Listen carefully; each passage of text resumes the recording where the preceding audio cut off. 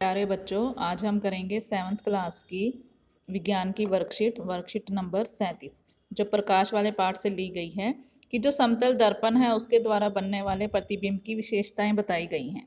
तो समतल दर्पण में बनने वाला प्रतिबिंब वस्तु के आकार के समान होता है। समतल दर्पण में प्रतिबिंब सीधा होता है।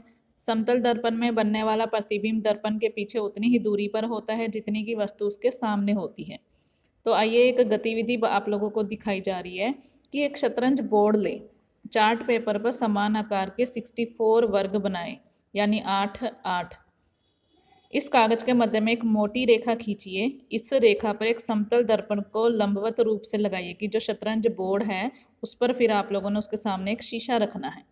तो किसी भी छोटी वस्तु जैसे शॉर्पनर हो गया, पेंसिल या लोहे की कील को दर्पण से गिनते हुए चौथे वर्ग की सीमा पर रखें।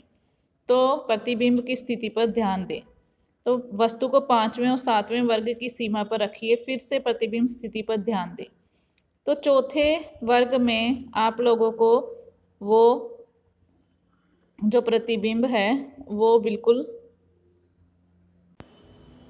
तो वो आप लोगों को सामने वाले प्रतिबिंब में चौथे नंबर पर ही दिखाई देगा। 5वां वर्ग वाला जो है, क्योंकि देखो सामने अगर प्रतिबिंब रखा हुआ है तो वो उतनी ही दूरी पर होता है जो उसके सामने होता है। तो अगर 5वें वो वर्ग पर है तो उधर से आपको तीसरे वर्ग में दिखेगा। 7वां है तो वहाँ पर आपको दूसरा दिखाई देगा। तो उपरोक्त क्रियाकलाप में प्रयुक्त वस्तु के समतल दर्पण द्वारा बने प्रतिबिंब की विशेषताएं लिखिए। तो ये 3 विशेषताएं आप लोगों को दी गई हैं, जो सेकंड का आंसर है। तो ये आप लोग अपनी नोटबुक में लिख सकते हैं।